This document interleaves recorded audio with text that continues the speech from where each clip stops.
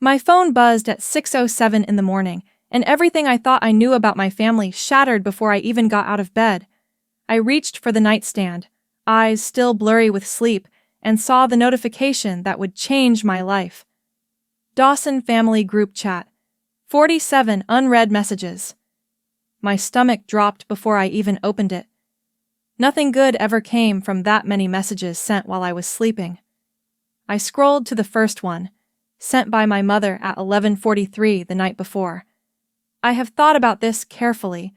Rachel will donate her kidney to Megan. That is what sisters do. Family comes first. I read it 3 times, certain I was misunderstanding. Then I kept scrolling. Aunt Helen had replied within minutes. Such a blessing to have a sister who would do this. Uncle Tom wrote that I had always been the strong one, and I could handle it. My cousin Jennifer called it beautiful. My father simply said it was decided then and they would schedule the appointment. 47 messages about my body. 47 messages about my kidney. 47 messages about my future. And not a single one of them was addressed to me. Not one person typed the words, "Rachel, what do you think?" They had already decided. They just forgot to ask. My name is Rachel Dawson. I am 32 years old. I teach English at a high school in Atlanta, Georgia, where I have spent the last 8 years helping teenagers understand Shakespeare and find their voices through writing. I am married to Marcus Chen, a software engineer who makes me laugh every single day, and who looked at me on our first date like I was the most interesting person he had ever met. We own a small house in Decatur, with a garden I am still learning to keep alive, and a kitchen where we cook dinner together every Sunday night. I built this life deliberately, carefully, 200 miles away from the family that never seemed to notice I existed. I thought the distance would protect me. I was wrong. I grew up as the invisible daughter in a house that only had eyes for my younger sister. Megan was born when I was 5 years old, and from that moment forward, I learned that my role was to be strong, to be self-sufficient, to need nothing. Megan was delicate. Megan required attention. Megan was special. I was just there. When I was 10, I won the school spelling bee. I came home clutching my trophy, bursting with pride, and found my mother on the phone with the pediatrician because Megan had a headache. Mom glanced at the trophy and said, "That is nice, honey," without ever really seeing it. When I was 16, I got accepted into the honors program. The same week, Megan got her driver's license. My parents threw a party for Megan. My acceptance letter sat unopened on the kitchen counter for 3 days.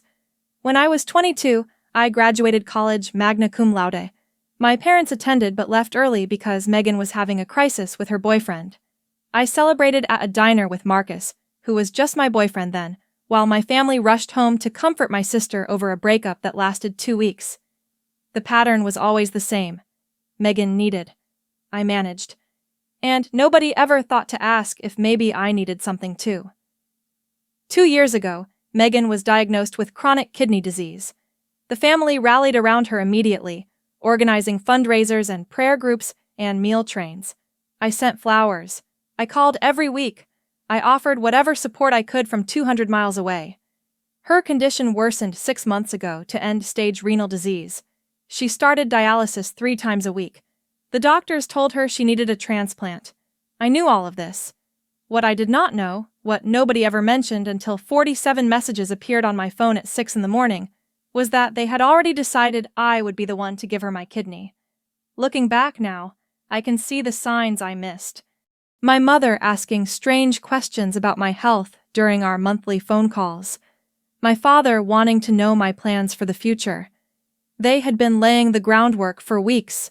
They just never bothered to include me in the conversation. I sat in bed reading those messages over and over, my hands trembling, my chest tight with a feeling I could not name. Marcus stirred beside me, still asleep, unaware that our world had just shifted on its axis. I placed one hand on my phone and one hand on my belly, where a secret was growing that no one in my family knew. I was 8 weeks pregnant. After 2 years of trying, 2 years of disappointment, 2 years of hoping, I was finally carrying our first child. Only Marcus knew. We had planned to announce it at 12 weeks, after the first trimester was safely behind us. Now I sat in the pale morning light, caught between the family that demanded my body and the tiny life I was desperate to protect. And I realized I was about to find out exactly how much the Dawsons valued my life and the life growing inside me. I spent 2 hours staring at my phone before I found the courage to respond. Marcus sat beside me on the couch, reading every message, his jaw clenched tighter with each scroll. He told me I did not have to respond. He told me I did not owe them anything. But 47 unanswered messages pressed against my chest like a physical weight, and I knew the silence would only make things worse. So I typed my response carefully, choosing each word like I was defusing a bomb. I understand Megan needs help, and I love her, but this is a major surgery with lifelong consequences. I need time to think and research and talk to my own doctor before making any decision. Please give me that space. I hit send and watched the screen. For 30 seconds, nothing happened. Then the typing indicators appeared. 3 people typing. 4, 5.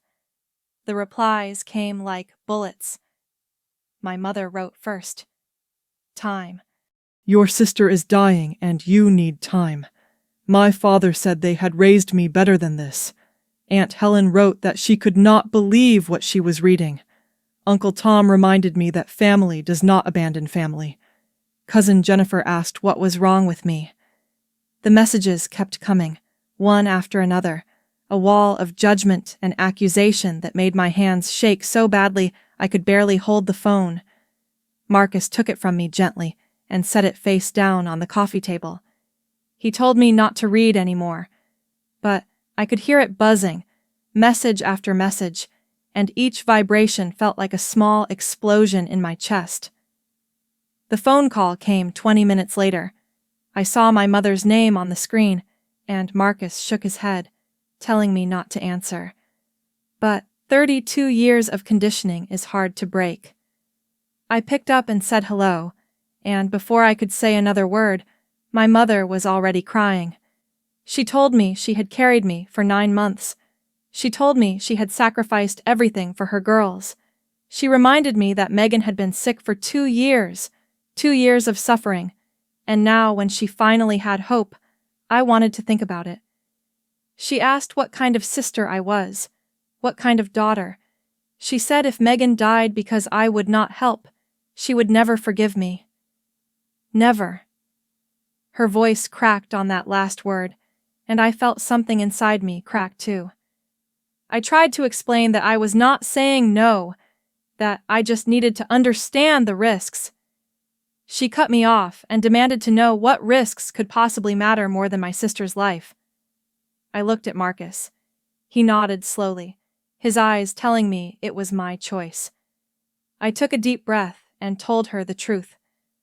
Mom, I am pregnant. The silence on the other end lasted so long I thought the call had dropped.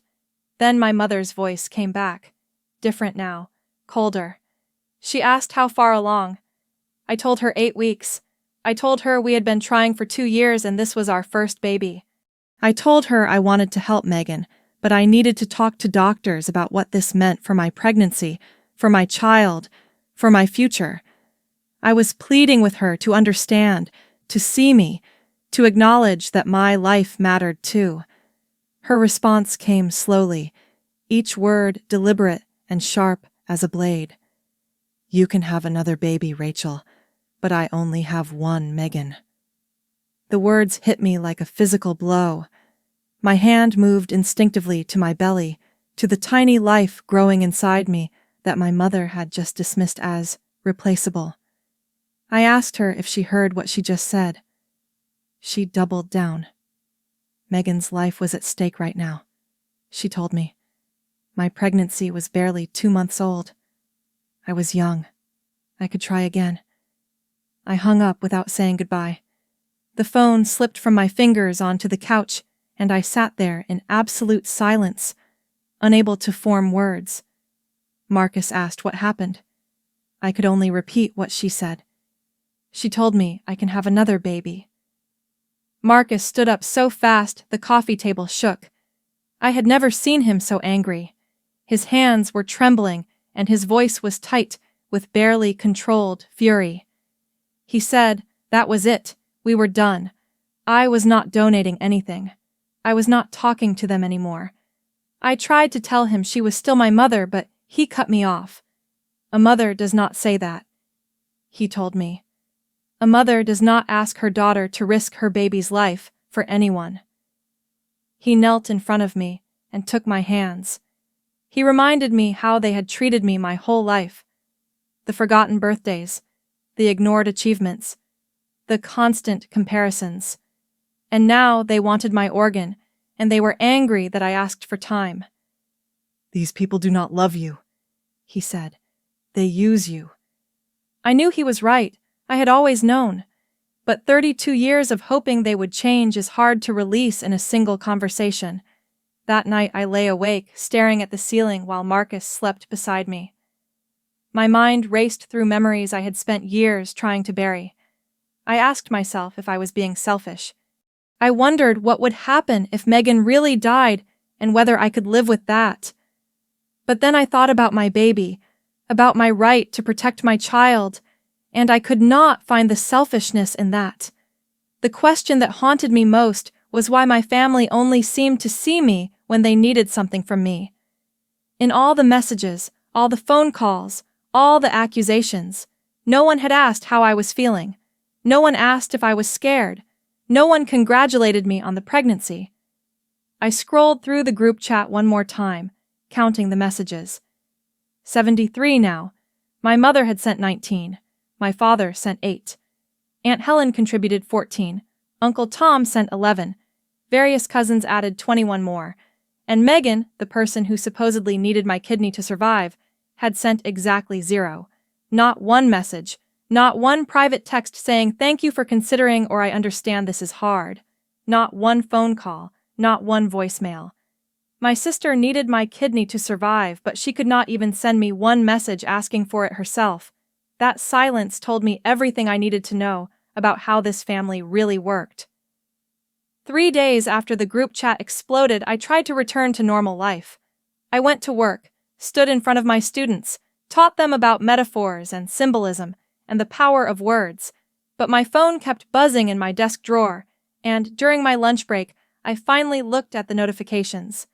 What I found was worse than the group chat. Aunt Helen had posted on Facebook. The status was long and emotional, clearly written for maximum impact. Sometimes the people you think you can count on disappoint you the most. When family needs you, you show up. Period. Some people do not understand that. Pray for our Megan. She deserves better than what she is getting from those who should love her most. She did not mention my name. She did not have to. The post had 47 likes, 23 comments, and 12 shares. Everyone knew exactly who she was talking about. The comments made my stomach turn. People wrote that they were so sorry for Helen and that Megan was lucky to have her. Someone said some people are just selfish, and you cannot change that. Another person promised to pray for the family during this difficult time. I sat in the teacher's lounge staring at my phone while my sandwich went untouched and my coffee grew cold. The silent treatment started the next day. I tried calling my father, but it went straight to voicemail. I texted my mother asking if we could talk calmly and got no response. The family group chat continued without me. I could see the typing indicators, see people going online and offline, but no new messages appeared on my screen. It took me an embarrassingly long time to realize what had happened. They had created a new group chat, one that did not include me. But while my parents went silent, the extended family would not stop calling. Cousin Jennifer left a voicemail, telling me she thought what I was doing was really wrong. Uncle Tom's message said my father was heartbroken, and he hoped I could live with myself. A number I did not recognize turned out to be Megan's friend from church, who informed me she was praying for my soul because selfishness is a sin. Each call felt like a small wound, and by the end of the day, I was bleeding from 100 cuts. On the 4th day, my father finally called. I saw his name on my screen and felt a flicker of hope. Maybe he would be reasonable. Maybe he would listen. Maybe he would be the father I had always wanted him to be. I answered and said Dad with all the hope I had left. His voice was cold, measured, nothing like the warm tone he used when he talked to Megan. He told me he had given me time to come to my senses, and he was calling to tell me he was deeply disappointed. I tried to explain, but he cut me off. He asked what there was to explain, that I valued my comfort over my sister's life. I told him it was not about comfort, that I was pregnant, that the doctors needed to assess the risks. He dismissed it immediately. My mother had told him, he said, and frankly, that excuse did not hold water. Then he said the words that broke something inside me.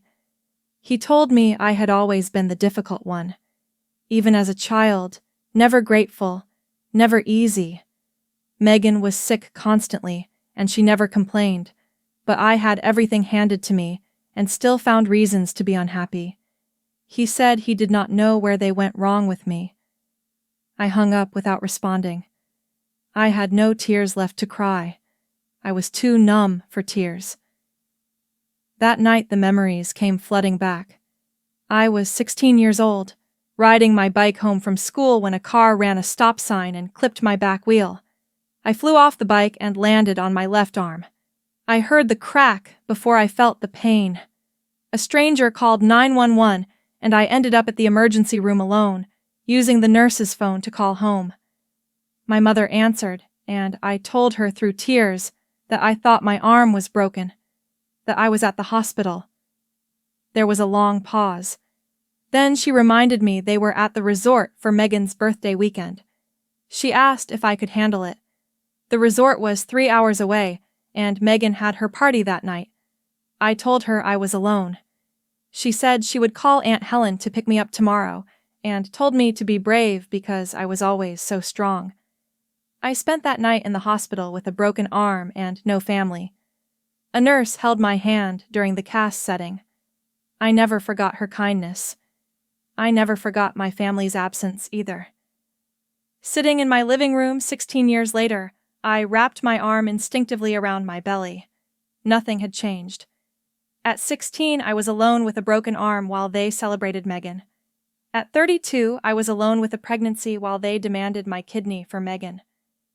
The pattern was crystal clear now. Marcus came home from work and found me staring at nothing. He asked what happened, and I told him about my father's call. He sat beside me and took my hand.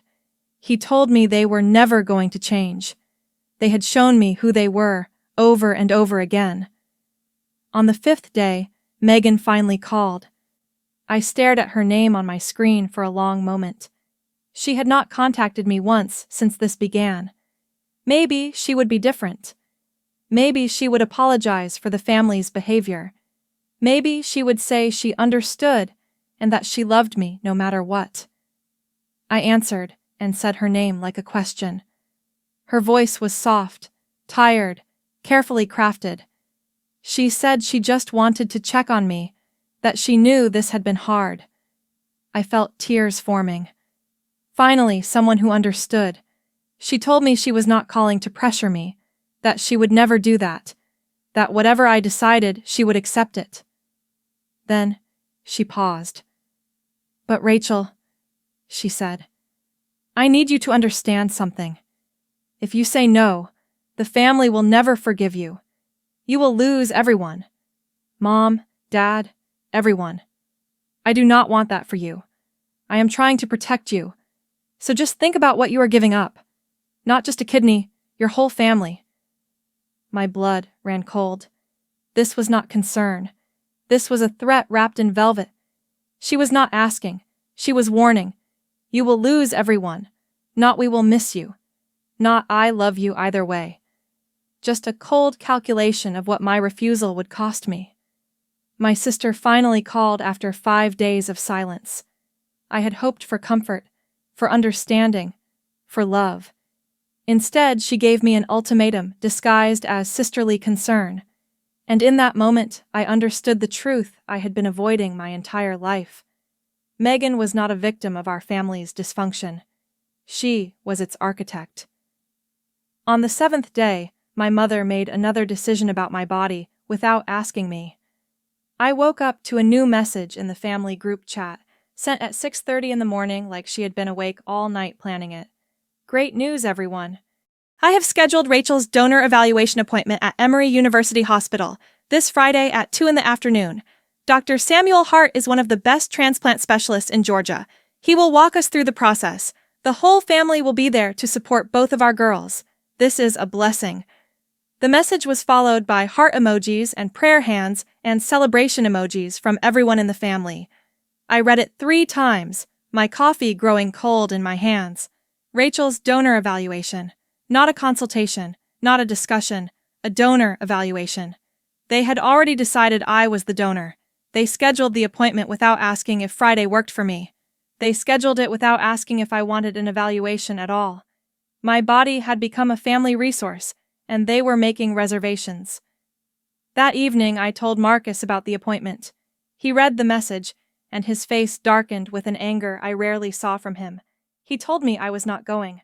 I started to protest, but he cut me off. He said this was insane, that they had scheduled a medical appointment for my body without my consent, and that was not how any of this worked. I told him that if I did not show up, it would prove everything they were saying about me. They would tell everyone I was a coward who could not even face them. Marcus asked who cared what they thought when they had already decided I was the villain. But I needed them to hear it from me. I needed to look them in the eye when I said no. I needed to do this for myself, not for them. Marcus was quiet for a long time. Then he said he was coming with me. He reminded me that I did not owe them an explanation, that I did not owe them anything, but if I needed to do this for closure, he would be right there beside me.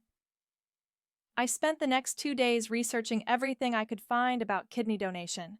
I read medical journals and Mayo Clinic articles and transplant forums where donors shared their experiences. What I learned made my blood run cold. Kidney donation was major surgery requiring 2 to 3 months of recovery. Donors faced a lifetime increased risk of kidney failure. Potential complications included infection, blood clots, and chronic pain. The psychological impact was often underestimated. For pregnant women, the risks were even more severe. Donating while pregnant was not just inadvisable, it was potentially fatal for both mother and child. Even donating before pregnancy could complicate every future pregnancy due to reduced kidney function. I also learned that living donors could be rejected for many medical reasons. The evaluation process was lengthy and included blood tests, psychological screening, and imaging. Most importantly, I learned that donors must give informed voluntary consent. Coerced donation was both medically and legally prohibited. My family acted like I was being selfish for hesitating. But they had never once researched what they were actually asking me to sacrifice. On the 8th day, I received a message that changed everything. It came from Jenna, an old college friend who was also connected to Megan on social media. Her text was hesitant, almost apologetic. She said she did not know if she should send this, but she thought I needed to see it. Attached was a screenshot. I opened it, and my hands started shaking. It was a conversation between Megan and her friend Courtney from 6 months earlier. The doctors found a match from the deceased donor list, Megan had written. Courtney replied asking why that was not great news. Megan's response made me feel physically ill. "You know, I do not want some dead stranger's kidney inside me. That is disgusting. I told Mom I want Rachel's. It is cleaner. We are blood, and honestly, she owes me after all the attention she got growing up." Courtney had laughed and asked what attention, pointing out that their parents worshipped Megan. Megan's final message was dismissive. Whatever. She has always acted like she is better than everyone. Time for her to actually do something for the family. I read the screenshot 3 times.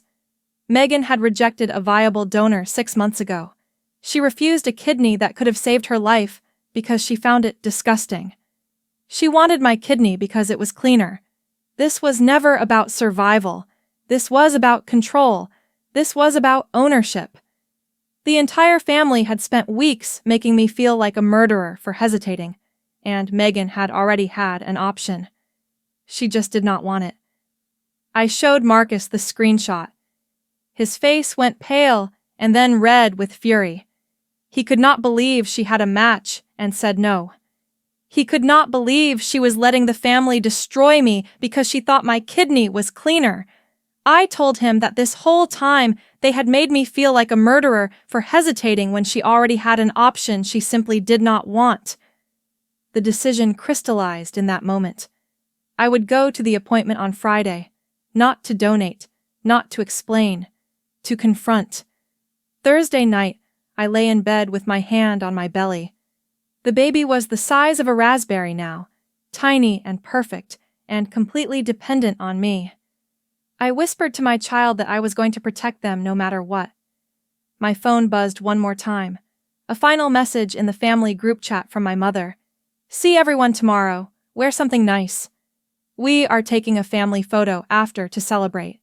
They were celebrating before I had even said yes. They ordered the cake before asking if I was willing to bleed. Tomorrow, I would walk into that hospital not as the sister they expected, the one who always gave in and stayed quiet and sacrificed. Tomorrow, I would walk in as someone they had never met, the woman who finally learned to say no. Friday at 1:45 in the afternoon, Marcus and I pulled into the parking garage at Emory University Hospital. My hands were cold despite the Atlanta humidity, and my heart was pounding so hard I could feel it in my throat. Marcus turned off the engine and looked at me. He told me I did not have to do this. I told him, yes, I did. For me. We walked through the hospital corridors together, past the reception desk, past the waiting areas filled with anxious families, past signs pointing to different departments. The antiseptic smell filled my lungs, and the fluorescent lights buzzed overhead. I had dressed professionally on purpose, wearing my best blazer and heels that clicked against the linoleum with each step. I was not going to show up looking like the little sister they expected. I was going to look like what I was, a grown woman who had made her own decision. The transplant center waiting room came into view, and my stomach dropped. They were already there. All of them. My mother, Linda, sat rigid in a plastic chair, clutching her purse like a weapon. My father, Robert, had his arms crossed and refused to make eye contact when I entered. Aunt Helen was whispering something to Uncle Tom in the corner. And there was Megan, positioned in a wheelchair directly facing the entrance, so I would see her the moment I walked in. She looked pale and fragile, wearing no makeup, with dark circles under her eyes that might have been real or might have been carefully applied. A hospital blanket was draped across her lap, even though the room was not cold. A Bible sat in her hands. A get-well-soon balloon was tied to the wheelchair handle. Her husband Derek stood behind her like a silent shadow. I noticed all the details because I understood what they meant. This was a performance, carefully staged to make me feel like a monster for even hesitating. Megan caught me looking and immediately dropped her gaze, her lower lip trembling on cue. But I had seen the screenshot. I knew the truth now. The fragile act did not work on me anymore. Every conversation in the room stopped when I walked in. All eyes turned to me. No one said hello. No one stood up to hug me. No one congratulated me on my pregnancy or asked how I was feeling. The message was clear. I was the defendant, and this was my trial. My mother stood first, walking toward me but stopping 3 feet away like I was contaminated. She looked at me, and then at Marcus, with barely concealed disdain. She commented that I came and said she was worried I would find another excuse. I said hello to you too, Mom. She ignored the sarcasm. My father did not even stand up. He just checked his watch and said we should get this over with because the doctor was waiting. His voice was flat, emotionless, like I was a business transaction. Aunt Helen could not resist adding her own contribution. She told me Megan had been so nervous I would not show up, that she had been crying all morning. She reminded me how fragile Megan was and how this stress was not good for her condition. The implication was obvious. If Megan got worse, it would be my fault. Through all of this, Megan said nothing. She just looked at me with wet eyes. A single tear rolled down her cheek, perfectly timed. I watched it fall and felt nothing.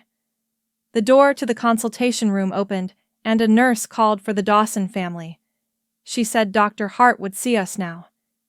Everyone stood and moved toward the room, filing in like soldiers. The space was cramped, clearly designed for a doctor and a patient, not an army of relatives. I counted the bodies. My parents, Aunt Helen, Uncle Tom, Megan in her wheelchair, Derek pushing it, Marcus and me. 8 people in a room meant for 3. Dr. Samuel Hart entered behind us. He was in his mid-50s with salt and pepper hair and calm eyes behind wire-rimmed glasses. His white coat and clipboard gave him an air of quiet authority. He scanned the room, counting heads, and I saw surprise flicker across his face. He commented that was quite a group and said he had been expecting the patient and the potential donor. My mother immediately took control. She told him they were family and they did everything together. They were there to support Megan and Rachel through this wonderful process. She emphasized the word wonderful like it had already been decided. Dr. Hart nodded slowly, but his eyes found me. He studied me for a moment, taking in my posture, my expression, my white-knuckled grip on Marcus's hand. Something in his gaze shifted. I realized he had seen this before. Dr. Hart began to speak. He said that before they discussed the evaluation process, he needed to understand everyone's expectations. He looked at me and started to ask a question, but my mother interrupted immediately. She told him to let her explain. She said I had agreed to donate my kidney to save my sister's life. She said they were so grateful and they just needed to know the timeline. She asked how soon they could schedule the surgery. My father added that they understood there were tests, and whatever needed to be done, I would do it. He said I knew my responsibility. Dr. Hart tried again, saying he appreciated that, but he needed to hear from me directly.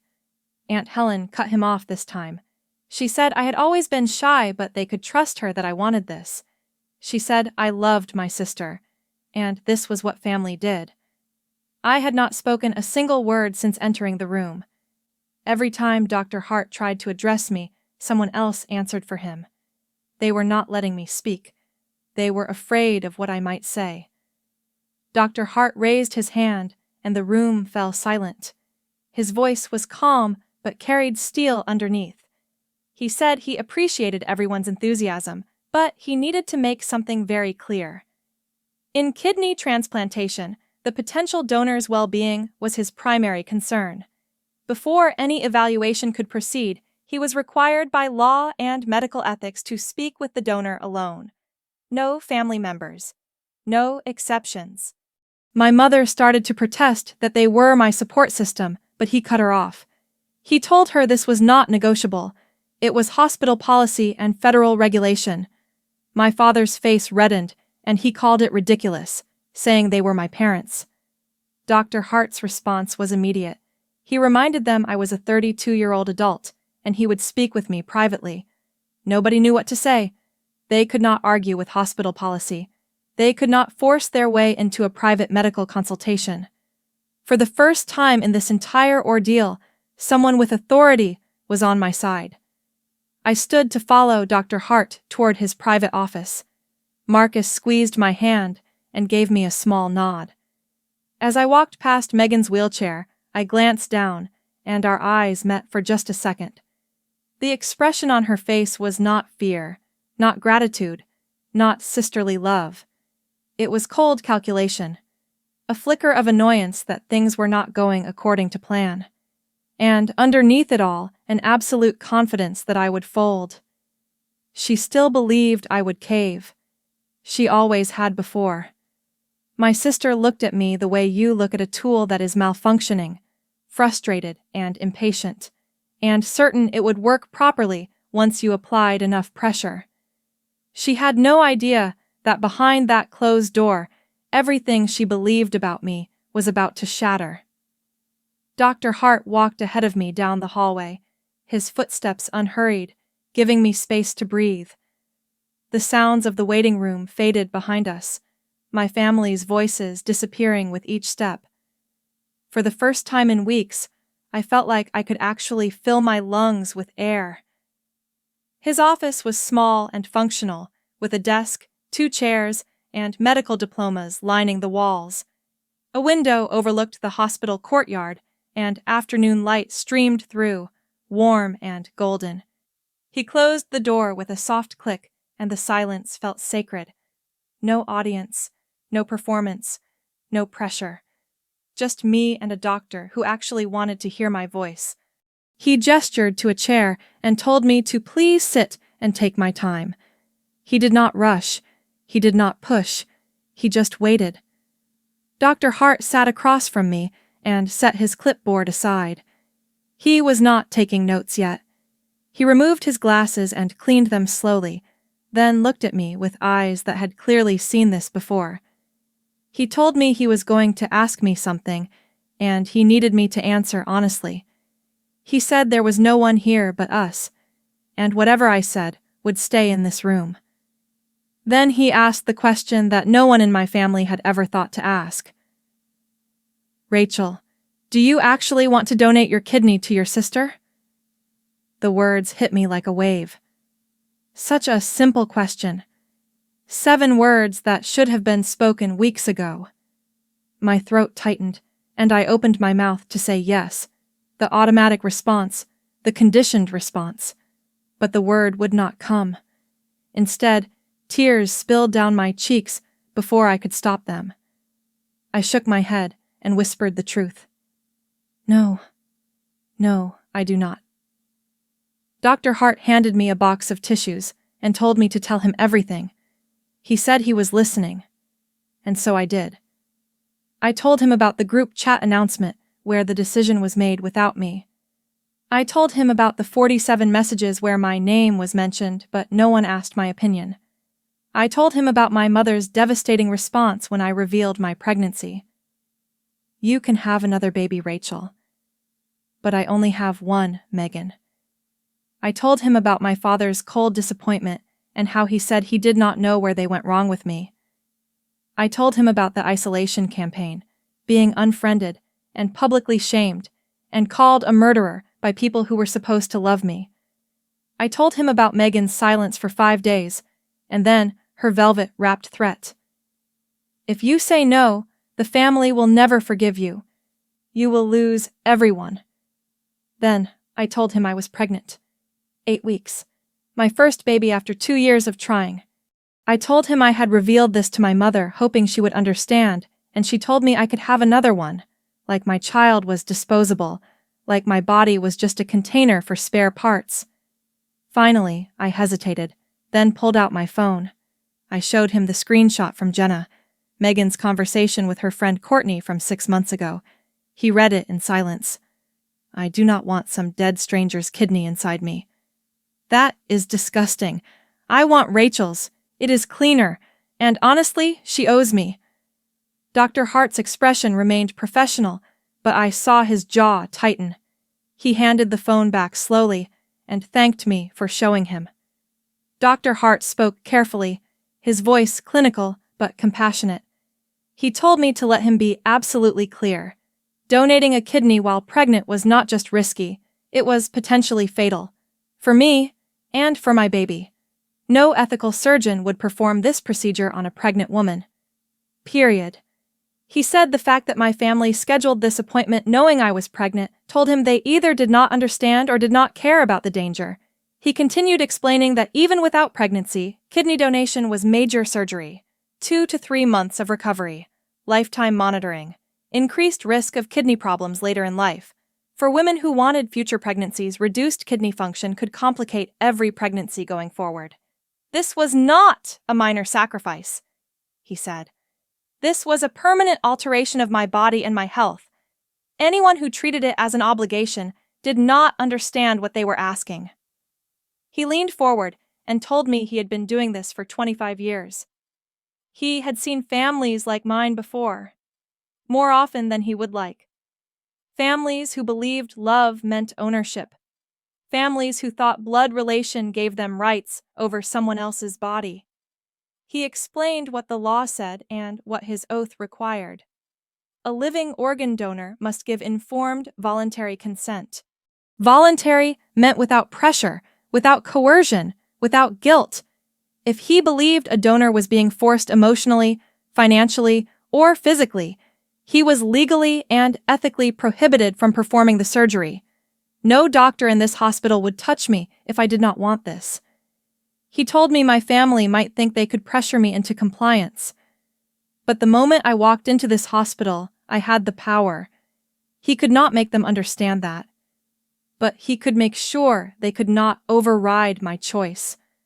Dr. Hart asked what I wanted him to do. He said he could end this right now. He could tell my family I was medically ineligible. Pregnancy alone disqualified me. They would never have to know the full truth. I could walk away today. I considered it. The easy way out. A medical excuse where I could blame the doctors instead of myself. My family would still hate me, but they would have someone else to blame. But I shook my head. I told him I did not want an excuse. I wanted them to hear me say no. I wanted them to understand that I was choosing this. I had been invisible my whole life. I would not be invisible in this. Dr. Hart nodded slowly. Something like respect flickered in his eyes. He said then, "Let us go tell them together." He stood and walked toward the door.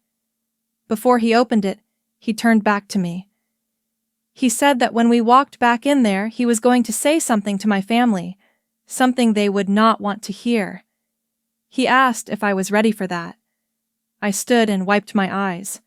I straightened my shoulders and lifted my chin. I told him I had been ready my whole life. I just did not know it until now. Dr. Hart opened the door, and together we walked back toward the waiting room. I could hear my mother's voice before I saw her face. She was already on the phone explaining to someone how smoothly things were going. She had no idea that in less than 60 seconds, her entire world was about to collapse around 6 simple words. The walk back to the waiting room felt different than the walk away from it. My footsteps were steady now, synchronized with Dr. Hart's beside me. My heart was still pounding, but my mind was clear. I could hear voices growing louder as we approached. My mother's laugh rang out, bright and confident. She was on the phone telling someone the doctor was with me now, and she was sure it was just paperwork. She said they would have a date soon. My father was checking his watch impatiently. Aunt Helen was showing Megan something on her tablet, probably planning the celebration they had already assumed would happen. They all looked up as Dr. Hart and I appeared in the doorway. My mother ended her call quickly and stood with a bright smile. She walked toward us and asked, "So, doctor, when do we schedule the surgery?" She was already reaching for her calendar. Dr. Hart did not smile. He walked to the center of the room and positioned himself between me and my family. His body language was protective, deliberate. I stood slightly behind him, not hiding but supported. Marcus crossed the room immediately and took my hand. 3 people now facing my family. Dr. Hart, Marcus, me. For the first time in my life, I was not alone against them. My mother's smile faltered. She asked if everything was all right. My father uncrossed his arms and sat forward. Aunt Helen stopped scrolling. Megan's eyes narrowed, calculating, sensing that something had gone wrong with her carefully laid plans. Dr. Hart spoke with calm authority. He said he needed to address everyone in this room and asked them all to please sit down because this was important. They sat reluctantly, confused glances passing between them. My mother clutched her purse tighter. Megan's hand gripped the wheelchair armrest. Dr. Hart began his statement. He said he had just completed a private consultation with me and as per hospital protocol, he had spoken with me alone to assess my willingness to donate. He paused and let the silence build. Then he delivered the news. He informed them that I would not be donating my kidney to Megan. My mother's voice exploded across the room. She said that was impossible, that I had agreed. Dr. Hart raised his hand and told her he was not finished. The room fell silent. His authority commanded it. He continued with the medical reality. He told them I was 8 weeks pregnant. Aunt Helen gasped. My father's face went blank. Dr. Hart explained that performing kidney donation surgery on a pregnant woman posed extreme risk to both mother and child. No ethical surgeon would perform this procedure under these circumstances. My mother tried to interrupt, saying I could wait until after, but Dr. Hart cut her off. He said he was told she was aware of this pregnancy. He said he was told her response was, and he quoted her directly, "You can have another baby." My mother's face drained of color. He told her that statement alone told him everything he needed to know about how this family viewed my autonomy. The room went completely silent. My father looked at my mother with something like shock. Aunt Helen's mouth hung open. Megan stared straight ahead, expressionless. Dr. Hart looked at each family member slowly, deliberately meeting every pair of eyes. My mother, my father, Aunt Helen, Uncle Tom, Megan. He let the silence stretch until it was almost unbearable. Then he spoke 6 words that changed everything. Her body does not belong to you. The words hung in the air like thunder. My mother's hand flew to her chest. My father's jaw clenched. Aunt Helen looked away. And Megan, for the first time since I arrived, showed genuine emotion. Pure fury. Dr. Hart continued. He said I was not a spare parts depot for this family. I was not obligated to sacrifice my health, my pregnancy, or my future because they had decided I should. Living organ donation required voluntary informed consent. What he had witnessed in this room today was coercion, and he would not be part of it. My mother broke first. Tears streamed down her face as she pointed at me and screamed that I was killing my daughter, that I was killing my own sister. Dr. Hart responded calmly. He told her Megan was on the transplant list and she would receive a kidney. Just not mine. My father's voice was cold with anger. He said this was a family matter and Dr. Hart had no right. But the doctor stood firm. He said he had every right and every obligation. Patient welfare was his concern. All patients, including me. Aunt Helen tried guilt one more time, saying Megan could die waiting on that list. Dr. Hart told her many people waited and many people received transplants. The system existed for a reason. All eyes turned to Megan. She had been silent throughout, but the fragile, tearful patient was gone now. In her place was cold, hard rage. She looked directly at me and spoke in a low, venomous voice.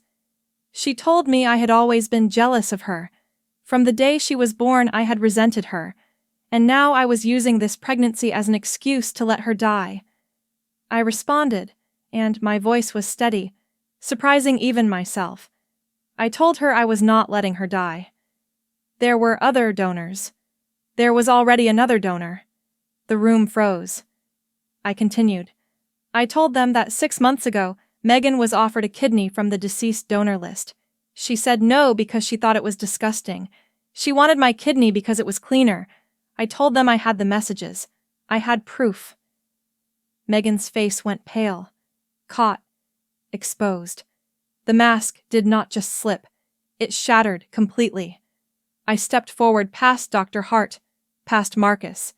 I faced my family directly. I told them I was done being invisible in this family. I was done being the one who gave and gave while they took and took. My body was mine. My baby was mine. My future was mine. And none of them would ever make me feel guilty for protecting what was mine. I looked at my parents and told them they had taught Megan that she was the center of the universe. They had taught me that I did not matter. I believed them for 32 years. I did not believe them anymore. I turned to leave. Marcus took my hand. Dr. Hart nodded at me with quiet respect. My mother screamed my name and said I could not just leave, that they were my family. I paused at the door and looked back one last time. I told her no. They were never my family. They were just the people I happened to be born to. And today, I was finally walking away from that accident of biology. I stepped through the door and did not look back. Behind me, I heard my mother wailing, my father shouting, my sister screaming. But for the first time in my life, their noise could not reach me. I was already free. The walk through the hospital corridors felt different this time. My legs were shaky, but my heart was light. Marcus held my hand and matched his pace to mine as we passed the reception desk, and the waiting areas, and the families who had no idea what had just happened in that consultation room. The automatic doors opened, and sunlight hit my face, and I breathed Atlanta air like I had never breathed before. In the parking garage, Marcus opened the car door for me, and I sat down with my hands trembling. He knelt beside me and asked if I was okay. I told him I did not know. I thought so. I thought I was better than okay. We drove in silence for the first 10 minutes. Then I started laughing. It came out of nowhere, unexpected and uncontrollable. Marcus glanced at me with concern, but I could not stop. I told him I had just told my entire family to go to hell in a hospital in front of a doctor. He smiled and told me I was magnificent. The first week was the quietest of my life. I blocked every family member's phone number and created a single email address for emergencies that I shared only with my father. The group chat continued without me somewhere, but I would never know what they said. And I realized I did not care.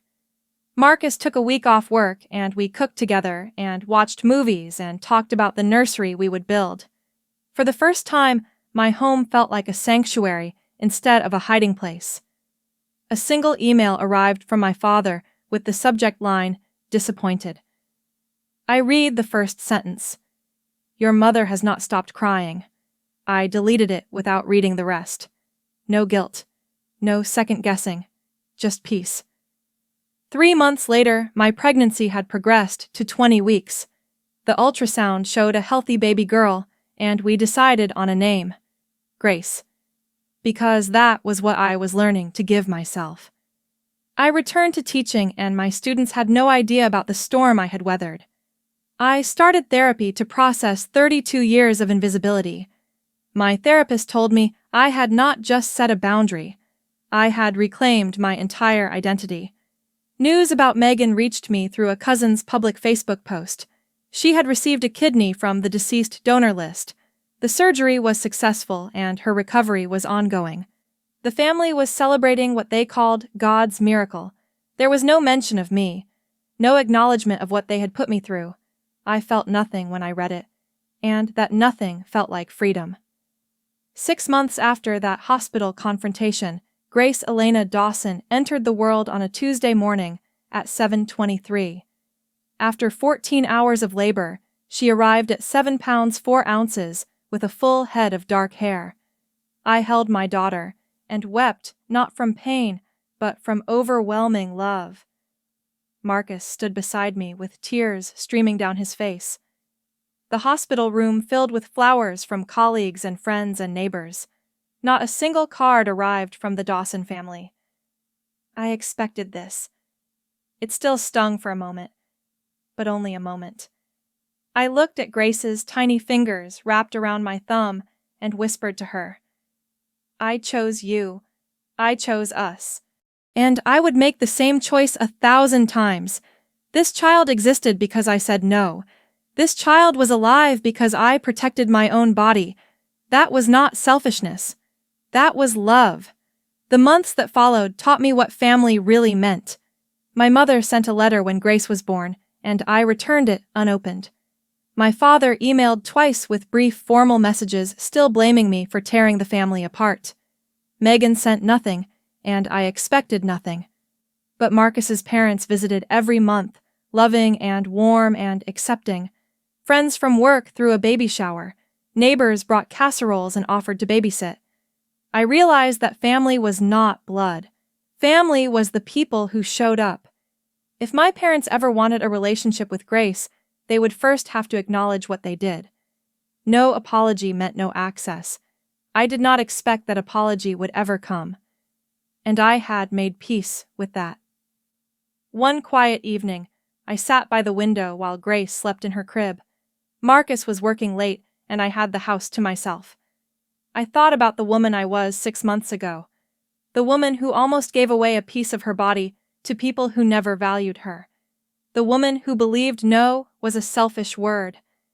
That woman felt like a stranger now. I had learned that love did not require self-destruction. Family did not grant ownership of your body. Saying no to people who harmed you was not betrayal. It was survival. And sometimes the bravest thing a woman could do was protect herself. Dr. Hart's words echoed in my mind. Her body does not belong to you. I added my own truth. My body belongs to me. And so does my life.